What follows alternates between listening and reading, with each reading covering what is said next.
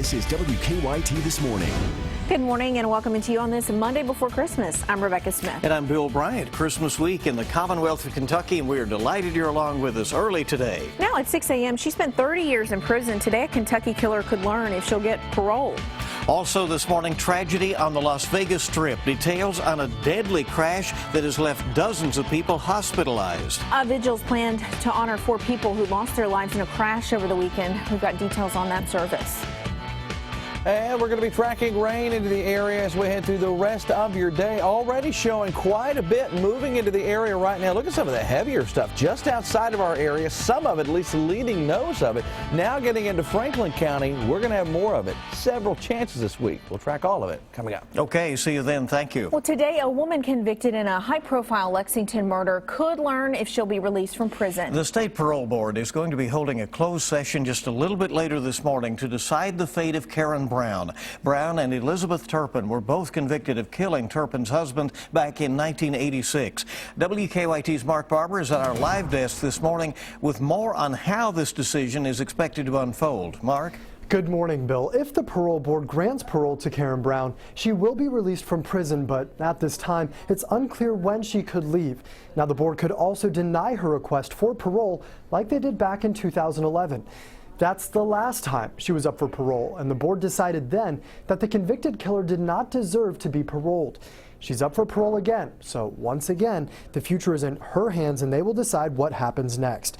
Brown is serving a life sentence for murdering Michael Turpin. He was married to Elizabeth Turpin, but she was also in a relationship with Brown. The 2 women were convicted of murdering Turpin back in 1986.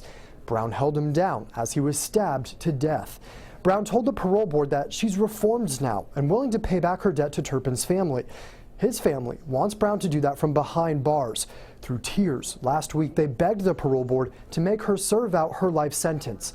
So will the board listen to the family's emotional request or Brown's? We'll know their decision after the parole board meets in a closed session at 7:30 this morning.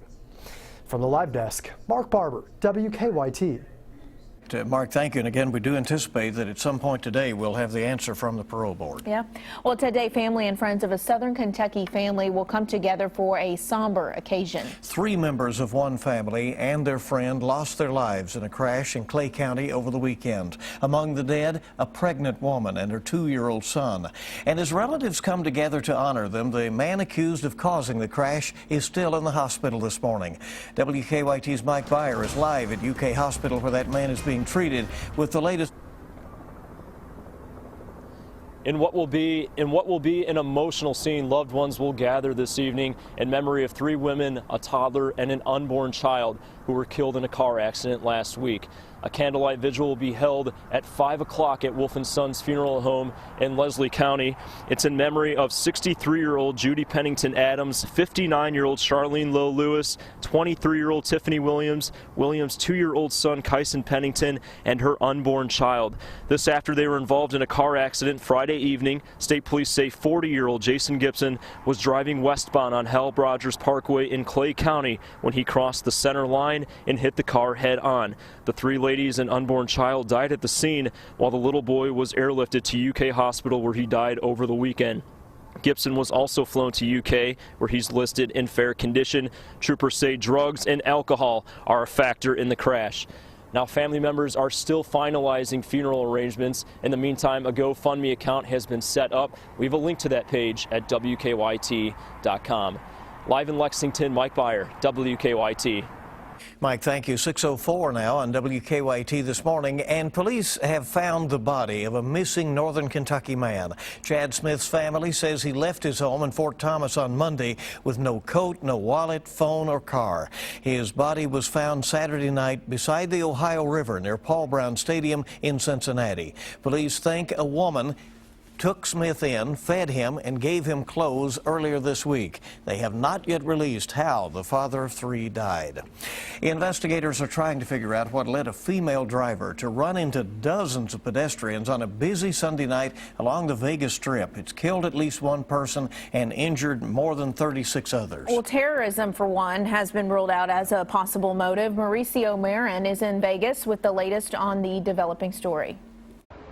Part of the famed Las Vegas Strip was blocked off overnight as authorities began piecing together what led a female driver in her 20s to mow down at least 37 pedestrians near the Paris casino Sunday night. We have determined that this is an intentional act. That means that our LVMPD homicide section will be handling the investigation. Witnesses were left in shock as a woman took off, all while a toddler sat in the back seat. It looked like she wasn't even trying to stop the car. She had both of her hands on the wheel and was looking straight forward. Antonio Nassar was one of several people who tried to stop the vehicle as it drove on the sidewalk, possibly 3 times. I was running down the middle of the street, and there was 2 other guys running with me, and we were yelling, like, move, get out of the way, stop.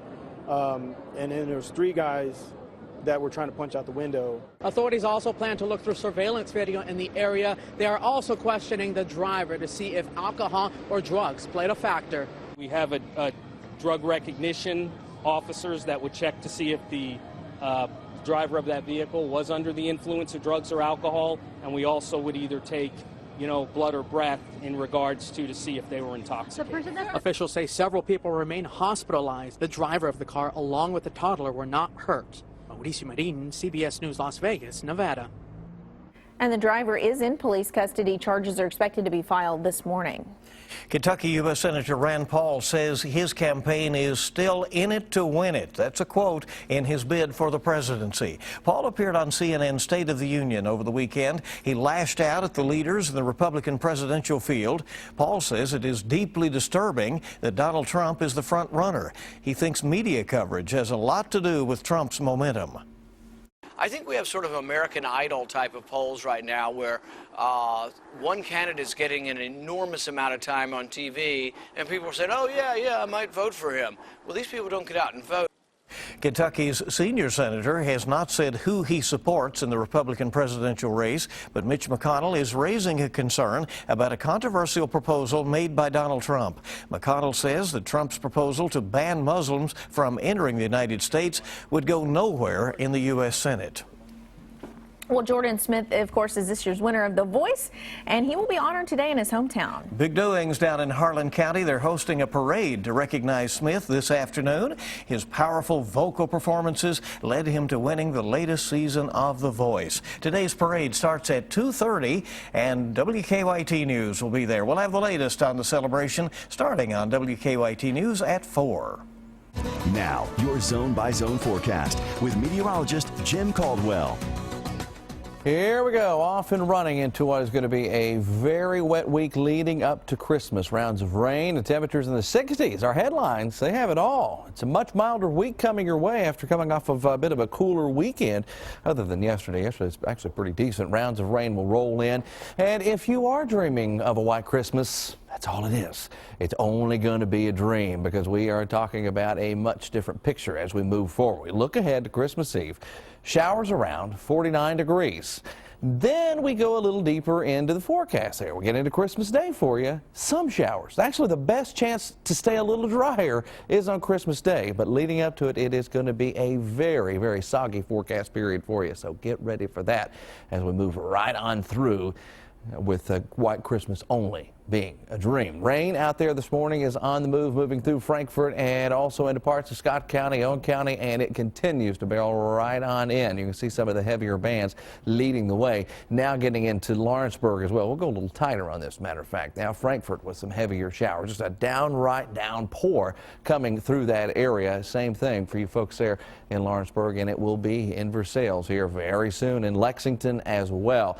A little bit lighter, and at least at the moment, in Harrodsburg.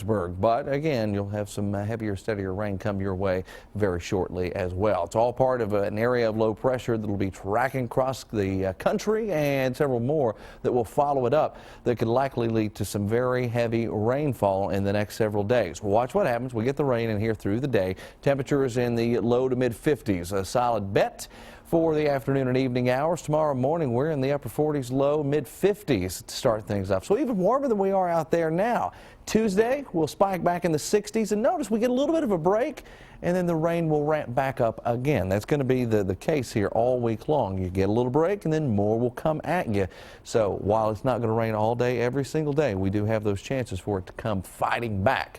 Our 7-day forecast features all of it, of course. We'll track rain today, tomorrow. And how about just all the way through it? I'll just go ahead and get right to it. All the way through that 7-day forecast, we're going to track some rain here into the area. So it's a springtime Christmas? Does that make sense? Something like that? You know, okay. Sure. We'll deal with it? Sure, yeah. That's what we have coming at you. All right, each morning we bring you weather and traffic. Let's see what's happening as far as the roads go this morning, early on this Monday. Not hearing of too many issues out there, looking pretty good according to our map. Right, we did have a report of things slowed down just a little bit on Winchester Road this morning, so we're kind of keeping a watch on that. And we're now seeing also that it is picking up there, certainly along Richmond Road, right around Jacobson Park, and as you get into the lights around Man of War, things are starting to slow down just a little bit this morning. But no reports of any major problems. Now let's everybody buckle up, make it a safe one. Hey, it's great to have you with us on this Monday morning, the week of Christmas, and much more coming up from WKYT this morning. It is the gaffe scene around the world. Coming up, a look at the drama that unfolded during last night's crowning at the Miss Universe contest. Drama for sure. We're coming back with more on WKYT.